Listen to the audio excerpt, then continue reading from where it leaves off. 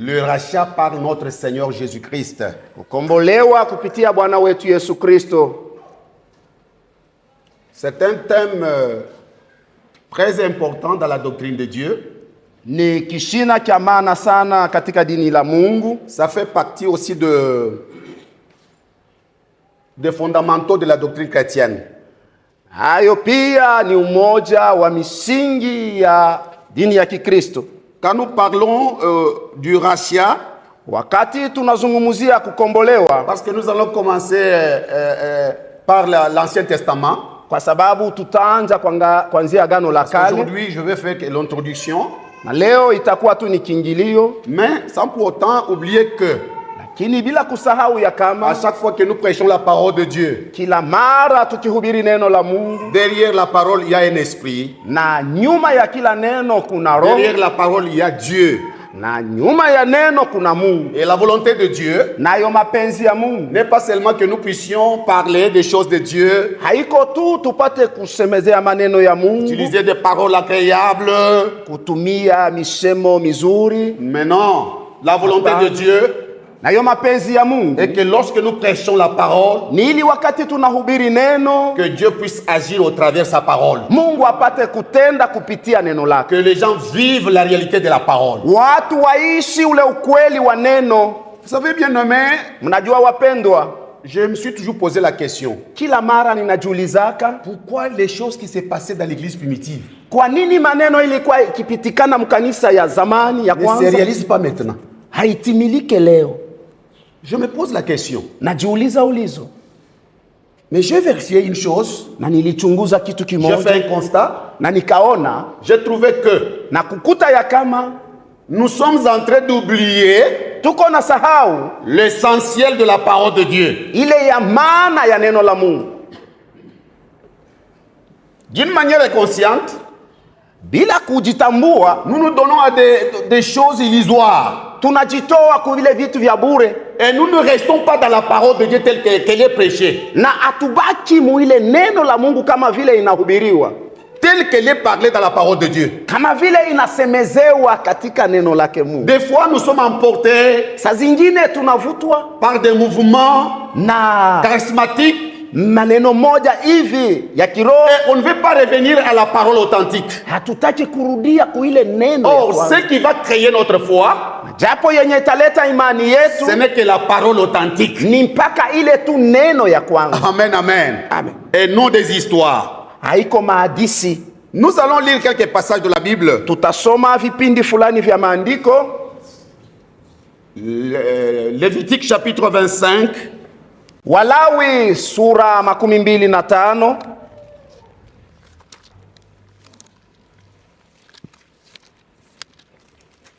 Versets 25 à 28. Mstari 25 mpaka 28. Nous parlons sur le rachat. Tunazungumzia kuelekea ukombozi.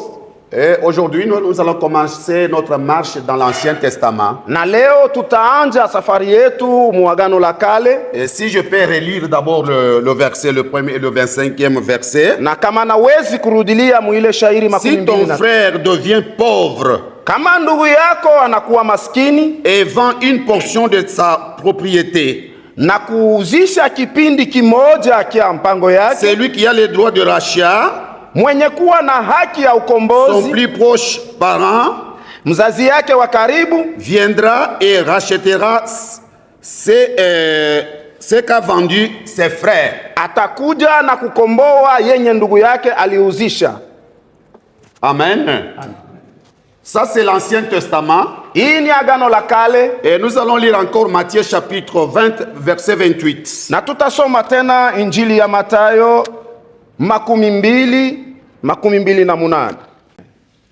C'est ainsi que le Fils de l'homme est venu. Ndio maana mwana wa mtu alikuja, non pour être servi, si kwa kutumikiwa, mais pour servir et donner sa vie comme la rançon de beaucoup. Lakini kutumikia na kutoa uzima wake kwa ajili ya bei ya wengi. Et nous pouvons lire aussi l'autre passage dans 1 Pierre chapitre 1 verset 18 à 19. Na tutasoma tena kipindi kingine katika barua ya kwanza ya Petro sura ya kwanza mstari 18 na 19. Vous savez que Na mnajua ya kama ce n'est pas par des choses périssables, sikupitia vitu vinavyoharibika, par de l'argent kupitia pesa ou de l'or, wala dhahabu, que vous avez été rachetés de la vaine manière de vivre, mulikombolewa tokea yenye muliriti tokea babu zenu, mais par le sang précieux de Christ, lakini kupitia damu ya bei yake Kristo, comme d'un agneau sans défaut et Kama- sans tache. kama vile mwana kondoo asiyekuwa na kosa wala taka. Que Dieu bénisse sa parole. Mungu abariki neno lake. Est-ce qu'on peut acclamer pour la parole de Dieu? Tunawezi kushangilia neno la Mungu.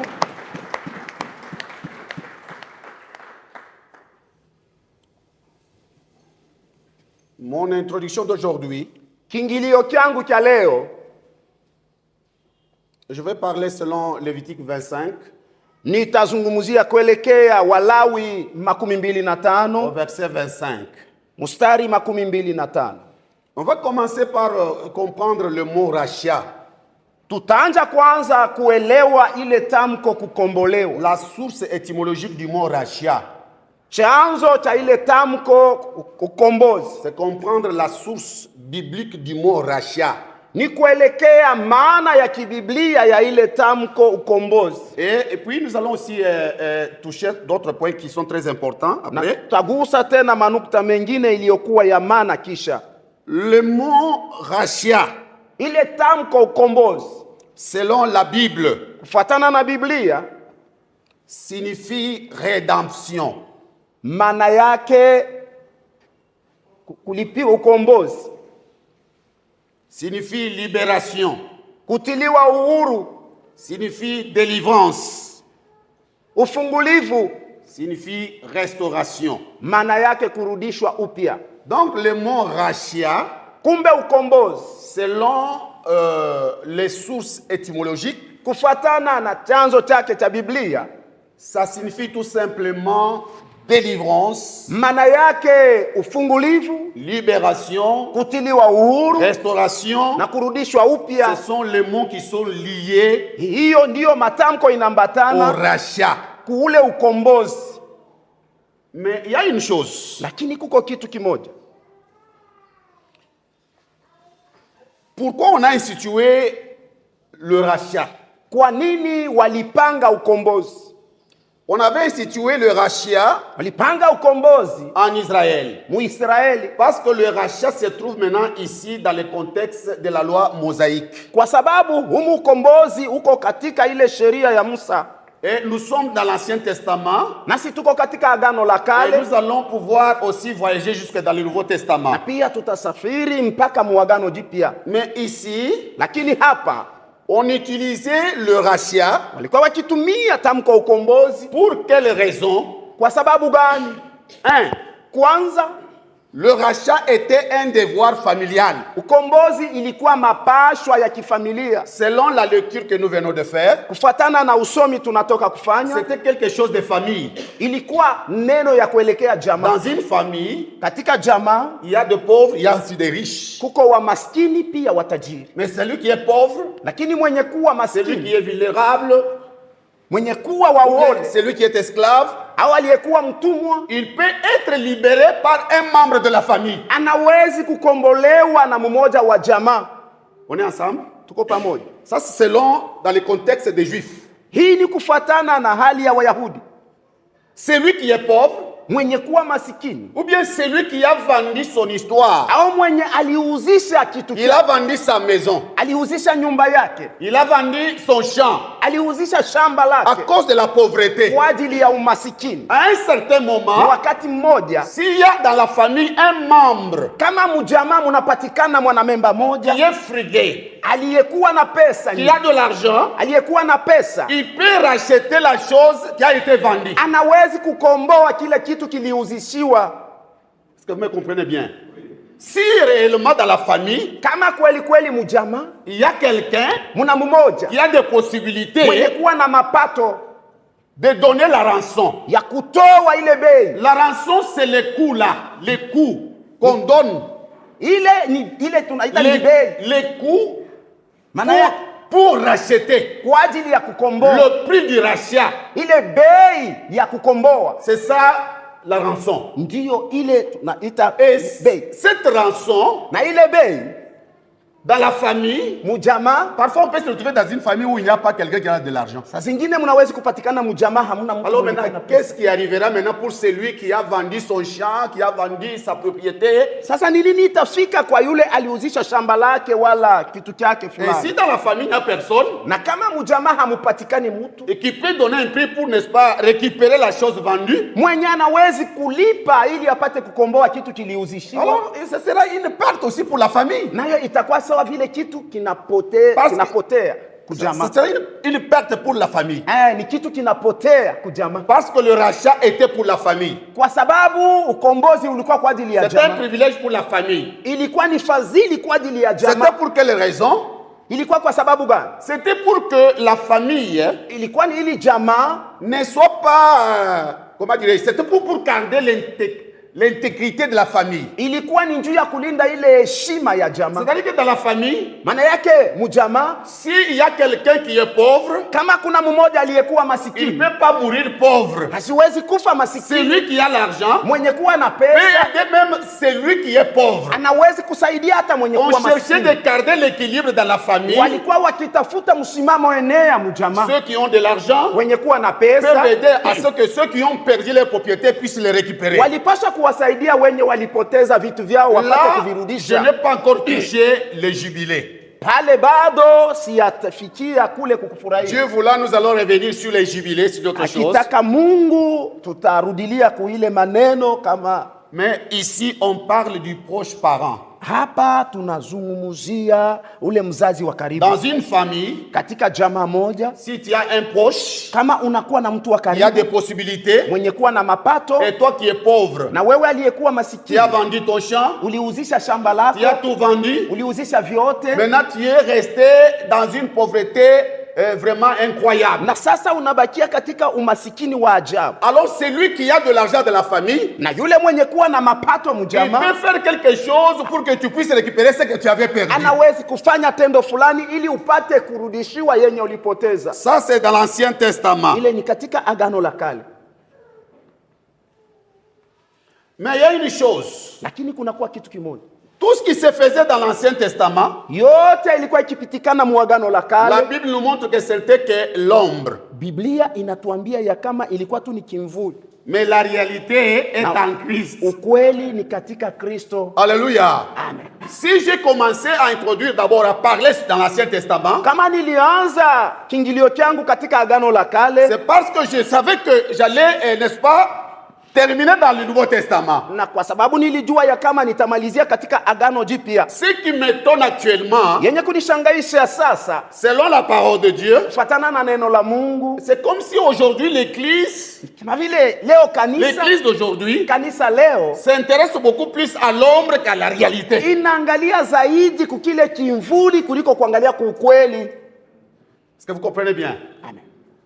Vous trouverez dans les églises, utakuta katika makanisa, on oublie la réalité, wanasahau ukweli qui se réalise en Christ, yenye inapitikana katika Kristo, inatimilika katika Kristo. Comme nous venons de le lire, kama vile tunatoka kusoma, que Jésus-Christ s'est donné lui-même, na Yesu Kristo alijitoa mwenyewe kama vile. Alléluia. Jésus s'est donné comme rançon. Yesu alijitoa kama vile bei. Donc par l'œuvre de la croix, kupitia kazi ya msalaba, Jésus a payé le prix. Yesu alilipa bei pour que nous, ili sisi qui étions esclaves, walikuwa watumwa, des pauvres, walikuwa maskini, perdus, wenye walikuwa à cause de ce sacrifice de la croix, kwa ajili ya sadaka hii ya msalaba, que nous puissions récupérer la vie perdue, tupate kurudishiwa ile uzima ilipotea, à cause de la mort de Jésus-Christ. kwa ajili ya kifo chake Yesu. Mais chose formidable, lakini kitu cha ajabu, qu'est-ce que nous remarquons? Tunaona nini? L'église actuellement s'intéresse beaucoup plus aux cérémonies. Kanisa leo inaangalia zaidi kuile iko sama sherehe. Alléluia. Donc il veut rester toujours dans l'Ancien Testament. Nataka kubakia mpaka muile Agano. Et je me pose la question. Na najiuliza, pourquoi la chose est déjà accomplie par Christ? Nacho matendo ilishatimilika na Kristo. C'est Christ qui a donné le prix suprême. Ni Kristo ndiye alilipa bei kali. Alléluia. Amen. C'est Jésus par sa mort. Ni Yesu kupitia kifo chake. Je vais vous rappeler une chose. Nitawakumbusha kitu kimoja. Vous savez actuellement pourquoi il n'y a pas de miracle? Munajua kwa nini leo hakuna tena miujiza? Les miracles deviennent de plus en plus rares. Miujiza haionekani tena. C'est par rapport au message que nous enseignons. Ni kufuatana na ile habari tunahubiri wala kufundisha. Dans l'église primitive, katika kanisa ya kwanza, on prêchait plus sur la mort et la résurrection de Jésus-Christ. walikuwa wakihubiri zaidi kwa ajili ya kifo na ufufuko wa Et Jésus les accompagnait avec de miracles. Na Yesu aliwasindikiza. Parce que dans l'œuvre qui a été accomplie à la croix, kwa sababu katika ile kazi il y avait un pouvoir, mulikuwa il y avait une puissance. mulikuwa uwezo. Mais aujourd'hui, lakini leo on n'en parle pas. hawaizungumzi. On ne touche pas à cette œuvre. Hawaguse tena kwa ile kazi. Tu veux la délivrance? Unataka ufunguliwe? Tu peux monter avec moi à la montagne? Unaweza kupanda nami kumulima? Tu me donnes autant d'argent? Unanipa pesa wingi fulani? Il y a des cérémonies et des cérémonies. Nakuwa matendo na masherehe. Moi, Dieu m'a fait grâce, je gestionne beaucoup d'églises. Mimi Mungu alinifanya neema, napita makanisa. Gestionné beaucoup d'églises. Nilipitia makanisa mengi. Et je sais la réalité des églises. Na najua maukweli ya makanisa. Les églises actuelles makanisa ya leo s'intéressent à l'Ancien Testament. Inaangalia zaidi kwa agano la Ils s'intéressent à l'ombre. Inaangalia kwa kimvuli. Ils aiment beaucoup des cérémonies. Wanapenda kabisa ile masherehe. Pourquoi? Kwa nini? Parce qu'il y a des gains là-bas. Kwa sababu mko mafaida. Il gagne quand même des choses là-bas. Mule wanafaidika. Mais c'est lui lakini yule qui oublie anasahau l'œuvre de la croix. Tendo ya msalaba. C'est lui qui oublie mwenye kusahau l'œuvre accomplie par Jésus. Kazi yenye litimilika na Yesu. Et qui se donne à des cérémonies inutiles. Na mwenye kujipatia masherehe ya bure. Il insulte Dieu. Yeye anamtukana Mungu. Il insulte Dieu qui nous a fait un don suprême. Mwenye alitupa na zawadi ya ajabu. Comment quelqu'un peut s'intéresser? Kwa nini mtu anawezi kuangalia avec des bouteilles d'eau na ile machupa ya pour la délivrance, kwa ajili ya ufungulivu, avec des histoires inutiles? Kwa ajili ya na vitu vya bure. Pourtant Dieu nous a fait grâce. Hapo Mungu Il nous a donné un don suprême kutupa zawadi par la mort de Jésus-Christ. Kama vile kifo cha Yesu. Et nous laissons la mort de Jésus. Tunaacha kifo cha Yesu. Et on commence à s'intéresser maintenant aux cérémonies. Tu viens avec de l'eau, tu viens avec ceci, avec la bougie. Unakuja na mshumaa. Un pasteur m'avait appelé dans une manifestation. Mchungaji mmoja aliniita katika les années passées. Miaka iliyopita. J'arrive comme ça. Nafika hivi. Je prêchais, je parlais un peu sur les héros. Nikahubiri, nikazungumzia kuelekea washujaa. Après un jour après culte, siku moja kisha ibada, je le vois venir me faire venir certains couples. Nikaona akaita majozi fulani. Ce couple avait un enfant, une jeune fille.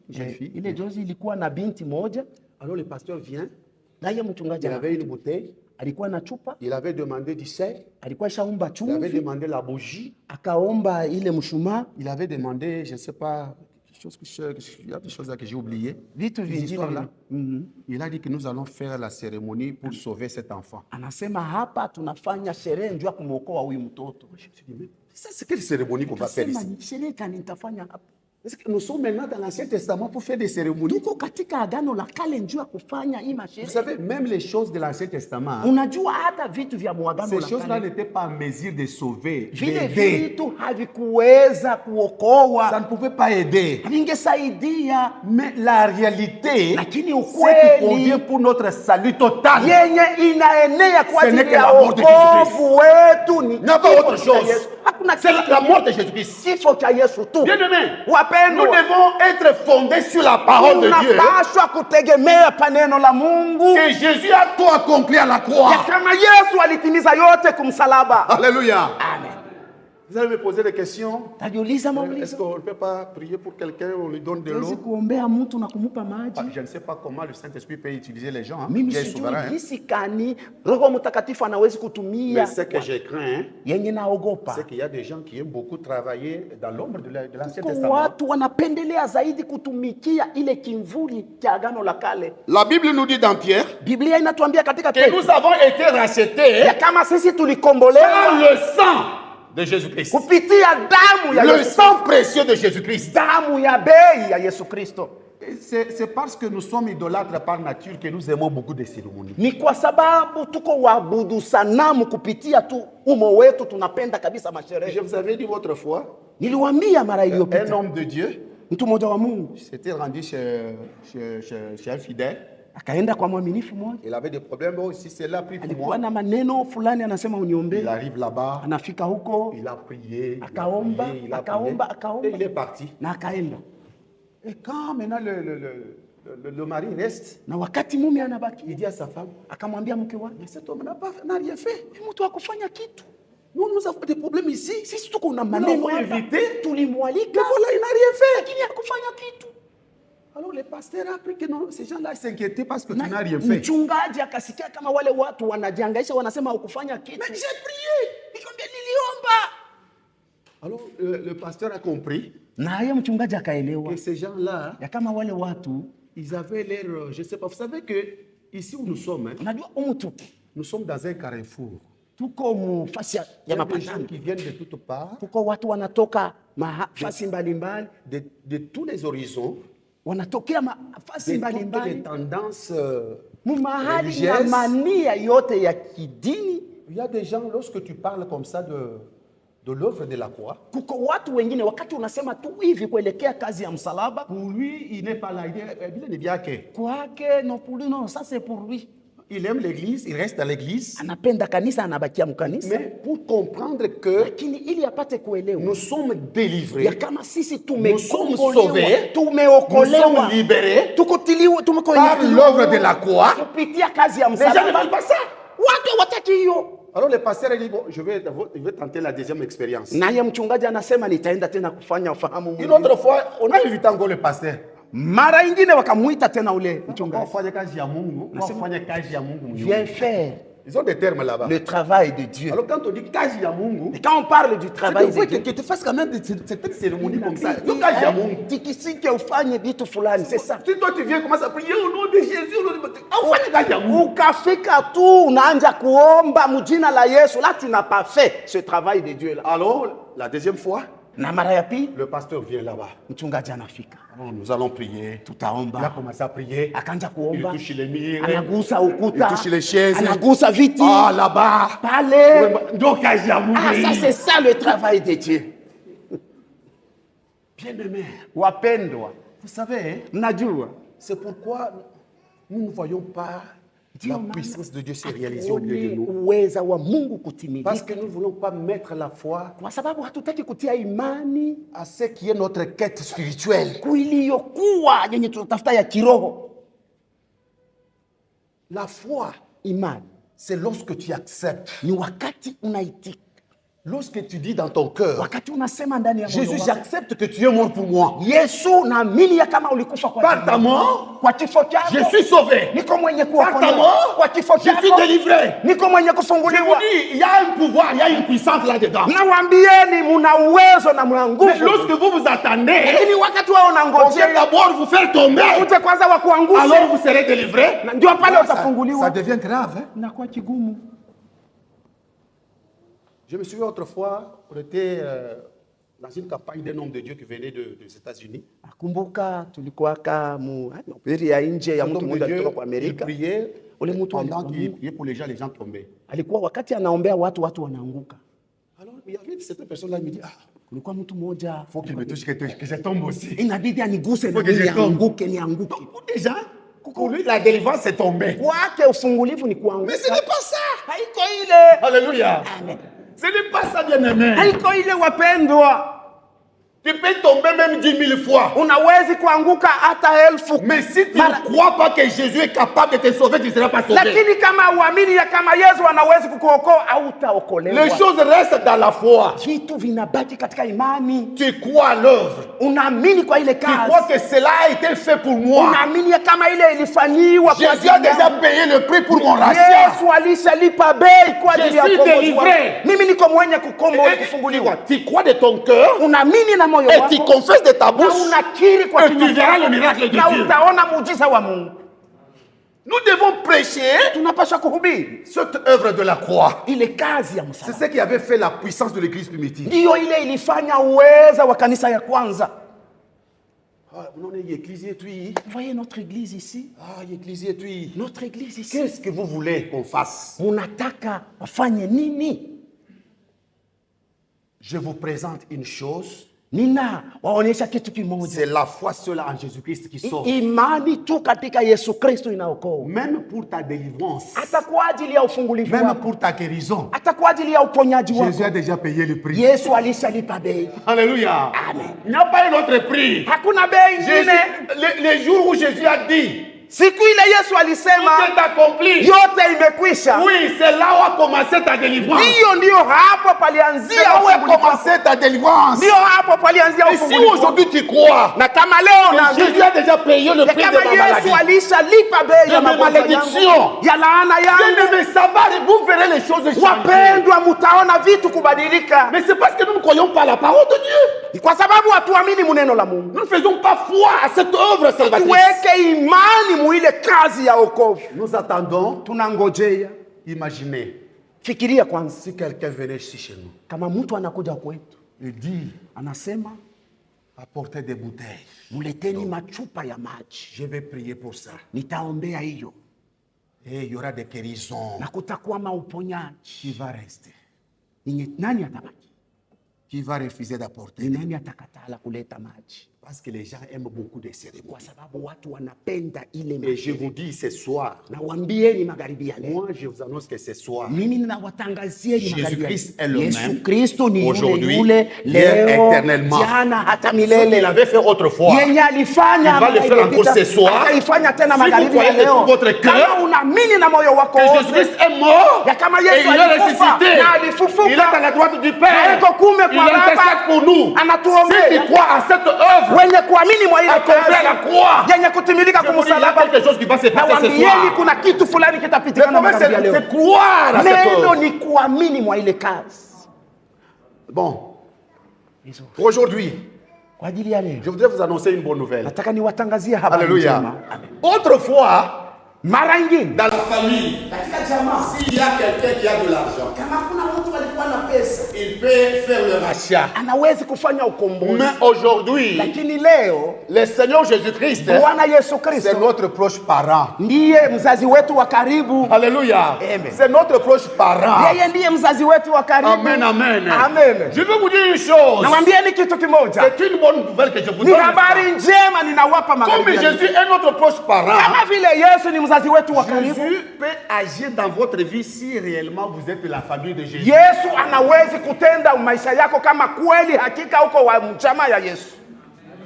Est-ce que vous comprenez? Hein? Unanielewa? Il faut d'abord être de la famille de Jésus. Inabidi kwanza uwe mmoja wa C'est alors mchama que ya Yesu. Jésus, comme notre proche parent, va agir. Na ndipo hapo Yesu aliyekuwa mzazi wetu wa karibu atatenda. Mais jusque-là, Lakini mpaka sasa, c'est comme si dans l'église, nous avons, il y a dans notre église ici, kama vile Chant de Dieu, kanisa yetu shamba il y a la des Mungu, gens qui sont des membres de l'église Chant de Dieu. kuko wengine wangali wana memba wa kanisa shamba la Mais Mungu. ce n'est pas ce que j'ai dit. Hein? Haiko ile niko nasema. Tu peux être membre de l'église Chant de Dieu, Unawezi kuwa mwanamemba wa kanisa shamba la Mungu mais ne pas être de la famille de Jésus-Christ. bila kuwa mmoja wa jamaa ya Yesu Kristo. C'est bien compris. Mnanielewa vizuri? Tu peux être baptisé, Unawezi kuwa mwenye kubatizwa, être connu, mwenye être kujulikana, apôtre, kuwa mtume, être n'importe qui. kuwa mtu Mais yeyote. parfois, tu es nommé apôtre, mais au ciel, on ne te connaît pas, on dit que c'est un Saa aventurier. zingine unaitwa mtume, kule kumbingu wanajua tu ya kama huyu tu jambazi. Il y a un chemin par excellence Kunakuwa njia pour entrer dans la famille de Dieu. ili upate kuingia mjamaa yake Mungu. Est-ce que vous connaissez ce chemin-là? Unajua ile njia? Si vous voulez que Jésus Ukataka Yesu soit votre proche parent awe mzazi wako wa karibu, pour intervenir dans votre cas, ili apate kutenda mahali il y yako, a un chemin par excellence. kuko njia ya ajabu. Si nous lisons Kama tunasoma dans Jean, katika Yohana chapitre 1, sura yake ya kwanza verset 12-13. mstari wa 12, Voilà là où vous pouvez entrer. na nikupitia hapo, C'est le chemin, c'est ça la porte d'entrée huo ndio mlango wa kuingia dans la famille de Dieu. mjamaa yake. Nous allons lire. Tutasoma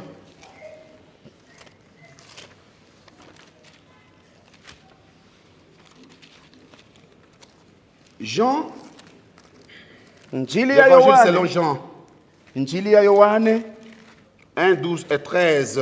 sura yake ya kwanza mstari 12 na mstari 15. Mais à tous ceux qui l'ont reçu, Na kwa wale wote walimpokea, à ceux qui croient en son nom, na wenye kuamini mjina lake, il a donné le pouvoir de devenir enfants de Dieu, liwapa mamlaka ya kuwa watoto wa Mungu, lesquels sont nés wenye walizalikwa non du sang, si kwa damu, ni de la volonté de la chair, wala kwa mapenzi ya mwili, ni de la volonté de l'homme, wala kwa mapenzi ya mwanadamu, mais de Dieu. lakini yake Mungu. Voilà. Ndio hapo. Si tu veux entrer dans la famille de Dieu, Kataka kuingia mjamaa yake pour que Mungu, Jésus soit ton proche parent, ili Yesu awe mzazi wako wa karibu, voilà le chemin, la porte d'entrée. angalia mulango wa kuingililia. À tous ceux qui l'ont reçu, Kwa wale wote walimpokea, bien-aimés, wapendwa, recevoir Jésus-Christ, c'est une autre kumpokea chose Yesu Kristo ni kitu qu'être kingine membre de l'église. kuliko kuwa mwanamemba wa kanisa. Parce que lorsque tu reçois Jésus dans ta vie, Kwa sababu wakati unampokea Yesu maisha yako, tu l'invites dans ta vie, unamwalika mu tu maisha yako, ouvres ton cœur, unafungua moyo wako, tu lui dis Seigneur, je te reçois dans ma vie. unamwambia Bwana, ninakupokea mu maisha Une yangu. explosion va se faire dans ta vie. Kitu kimoja kitafanyika mu maisha yangu. Le moment où tu reçois Jésus Wakati unampokea et que Yesu Jésus entre dans votre vie, na Yesu anaingia mu maisha comme yako Seigneur et Sauveur, kama Bwana na Mwokozi, quelque chose peut se réaliser. kitu kimoja kitatimilika. Jésus entre en vous Yesu anaingia et ndani la yako. Bible dit, Na hiyo Biblia inasema pour appartenir à la famille de Dieu, ili uwe mmoja wa ce mjamaa n'est yake pas par Mungu, la volonté de l'homme. haiko kwa mapenzi ya mwanadamu. Je te regarde, je dis, Na kuangalia nasema toi, parce Ouais. qu'aujourd'hui, allez, tu es enfant de Dieu. tangia leo unakuwa mtoto wa Mungu. Hapana, Tu as ce pouvoir-là? sina na ile mamlaka. Non. Hapana, Moi, je peux t'appeler enfant de Dieu. mimi nawezi kukuita mtoto wa Mungu. C'est parce que Dieu t'a rendu enfant, son enfant. Ni kwa sababu Mungu alikufanya kuwa mtoto Mais wake. je n'ai pas ce pouvoir-là. Sina na ile mamlaka. Le pouvoir appartient à Dieu. Mamlaka ni yake Mungu. Nous sommes nés dans notre famille biologique Tulizalikwa mjamaa yetu ya par, kimwili la première naissance. kupitia uzaliwa wa kwanza, Et nous sommes nés dans la famille de Dieu na tunazalikwa mjamaa yake par la Mungu nouvelle naissance. kupitia kuzaliwa Or, kupya. la nouvelle naissance, Nako kuzaliwa kupya c'est une œuvre de l'esprit inakuwa ni tendo ya Roho et de la parole de Dieu. na ya neno la Dieu Mungu. travaille quelque chose spirituellement en vous. Mungu anatumika kitu fulani Et mkiroho vous ndani yako, devenez une nouvelle na unakuwa créature. kiumbe kipya. Votre vie change radicalement. Maisha yako inabadilika katika vyote. Ça, je dois souligner. Ile nitatia mkazo. Quelqu'un qui reçoit Jésus, Mtu mwenye kumpokea quelqu'un Yesu, qui devient enfant de Dieu, mtu anakuwa sasa mtoto wa Mungu. sa vie doit changer Maisha yake inapaswa kubadilika radicalement.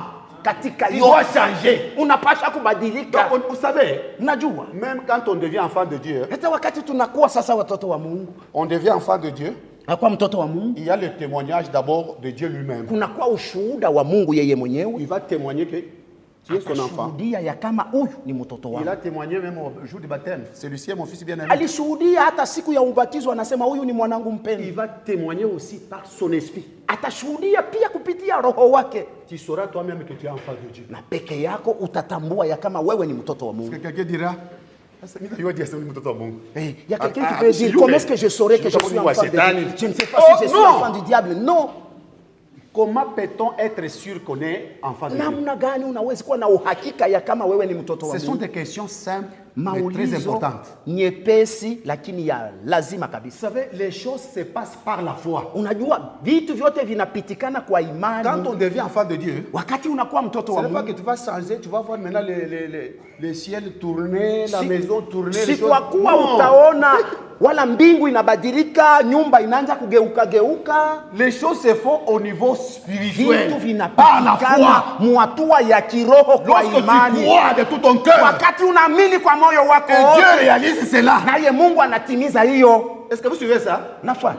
Mais il y a une chose. Lakini kunakuwa kitu kimoja. Lorsque il y a un déclenchement de la nouvelle naissance, Wakati kunakuwa ile tendo ya kufunguliwa kwa il uzaliwa y a kupya, la transformation de l'homme. unakuwa mabadiliko ya mtu, Vous devenez nouveau. unakuwa mtu mpya, Vous changez votre manière d'agir. unabadilisha namna yako ya kuishi, Vous changez même de camp. unabadilisha hata makambi. Alléluia. Amen. Non, parce qu'il y a beaucoup de chrétiens, nous sommes dans l'église. Kwa sababu kuko Wakristo wengi C'est tunao comme s'il y makanisa, a beaucoup de païens dans l'église. kama vile kuko wapagani wengi. Les gens, ils ne sont pas des de Dieu. watu wenye hawakuzaliwa na Mungu. Mais quand on est né de Dieu, Lakini kama unazaliwa na Mungu, on devient une nouvelle création. unakuwa uumbo mpya. Et la Bible dit, Na Biblia inasema les choses anciennes sont vitu vya passé. kale vimepita et toutes choses sont devenues. na kila kitu kinakuwa. Mais c'est le contraire de ce qui se fait. Hein? Lakini ni kinyume. Les gens comprennent mal les choses de Dieu. Watu wanaelewa mbaya vitu vya Mungu. Quand nous venons à Dieu, Wakati tunakuja kwake Mungu, Dieu ne vient pas réparer ce qui est à nous. Mungu hasikuje kutengeneza ile ilikuwa ndani yetu. Il vient remplacer. Anakuja kurudisha upya. Il nous donne un cœur nouveau. Anatupa moyo Une mpya, vie nouvelle. uzima Mais mpya. c'est comme si les gens, Ni kama vile watu ils ont l'ancienne vie. weko na ule uzima Ils wa veulent kale, prendre aussi les choses de Dieu pour nous mettre là. wanataka ensemble. kubeba vile vitu vya Mungu na Et il kuvitia veut vivre avec pamoja le tout. na kuishi na vyote pamoja. Ça, ça n'est pas le christianisme authentique. Ule hauko Ukristu wa kwanza. Je vais vous rappeler dans la Bible. Niwakumbushe katika Biblia. Ésaü, qui? Isaac Isaka et Rebecca, na Rebeka ils étaient contre leur fils aîné. wao walikuwa hawakumpenda mwana wao wa kwanza. Cet homme-là, Ésaü, lui-même, il avait de femmes cananéennes. Ule mtu alikuwa na wake wa Wakanana, Il en avait plusieurs. alikuwa na wengi.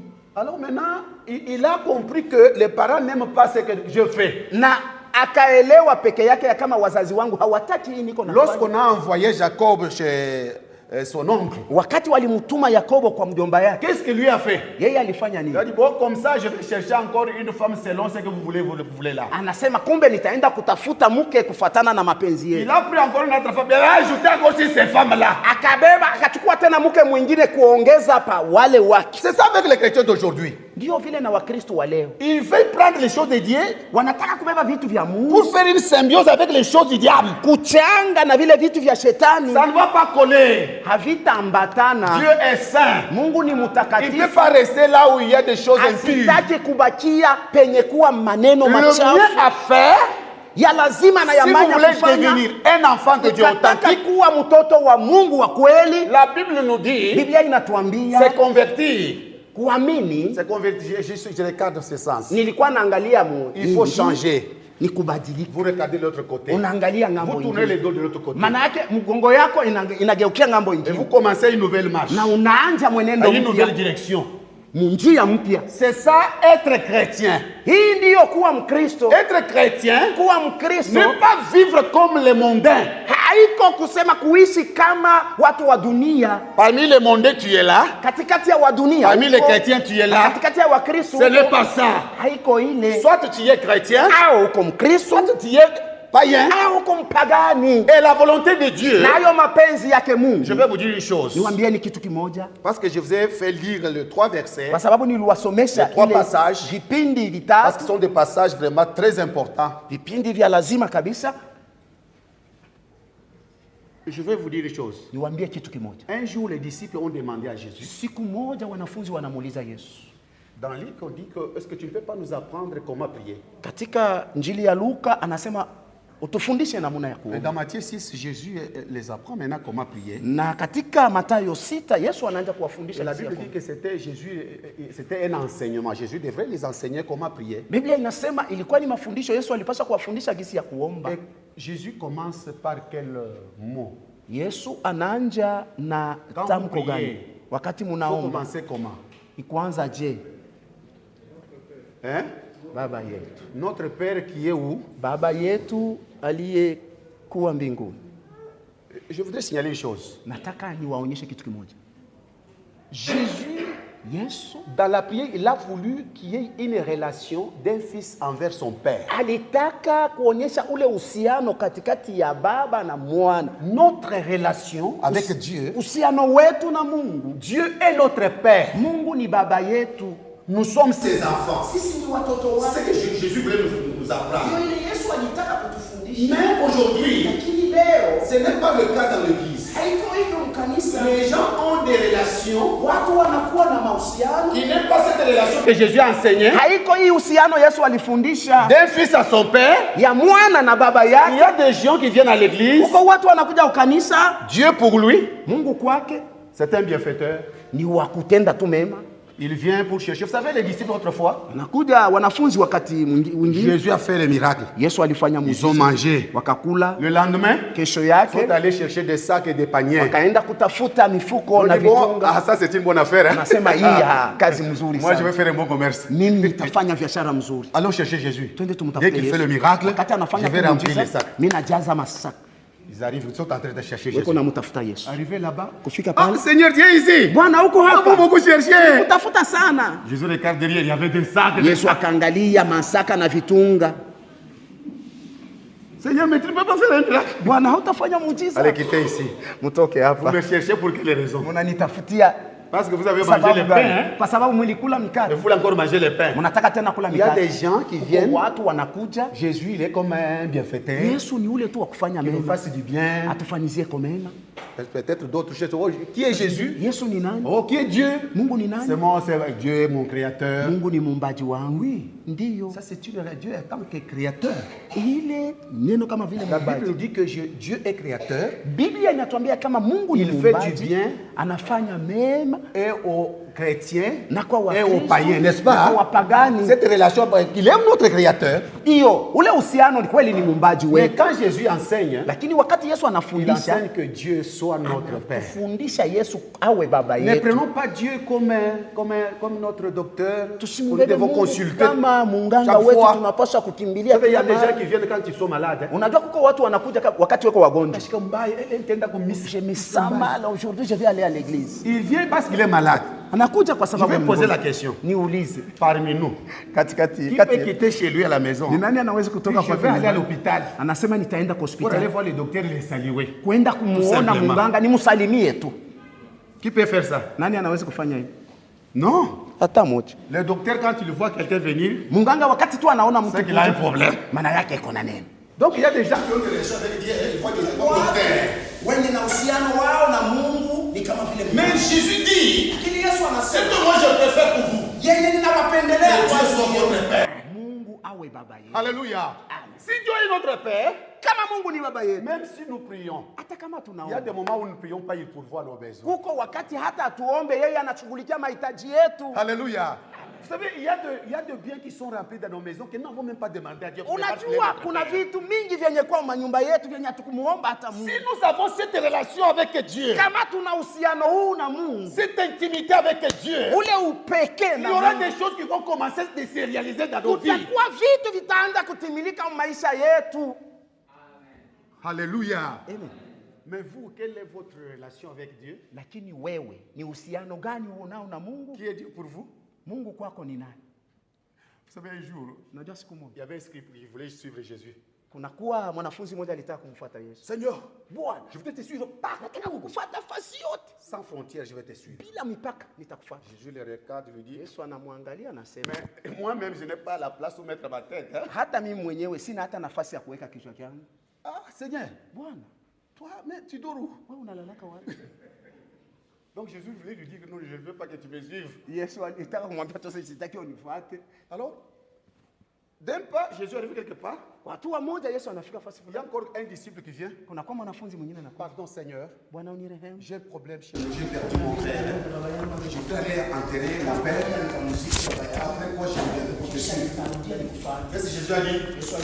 Il a dit que je n'ai pas de la place où mettre la tête. Laisse ton père, laisse la l'histoire là. Suis-moi, suis-moi. Pourquoi ça? Jésus regarde le cœur. Il regarde le cœur. Quand nous venons à Dieu, est-ce que réellement nous venons pour chercher cette intimité avec Dieu ou bien pour le trahir? Acclamez le Seigneur.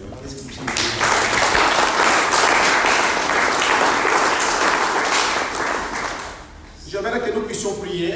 Je vous ai dit qu'aujourd'hui c'était une introduction.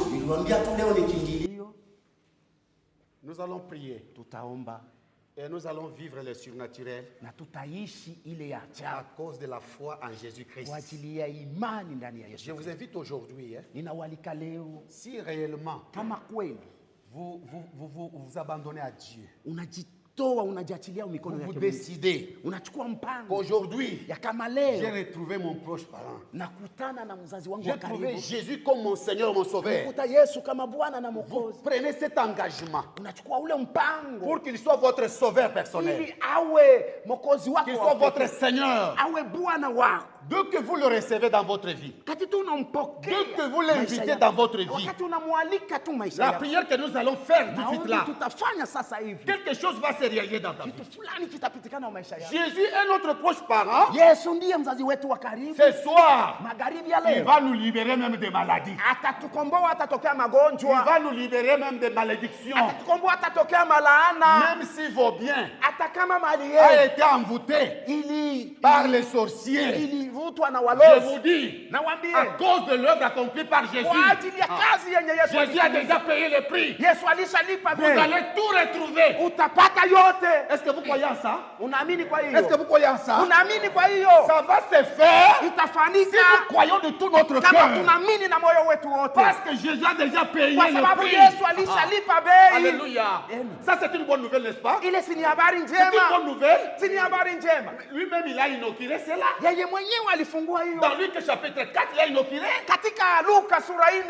Il a dit, mais c'est accompli. C'est accompli, je suis là. L'Esprit du Seigneur est sur moi. C'est pour libérer les captifs. Pour libérer les captifs.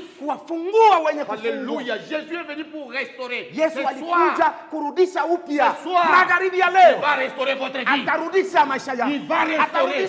Il va tout restaurer. Si vous croyez de tout votre cœur, il va le faire ce soir. Moi, je crois qu'il est là. Il est au milieu de nous. Il va beaucoup restaurer. Parce qu'il a déjà accompli devant la croix.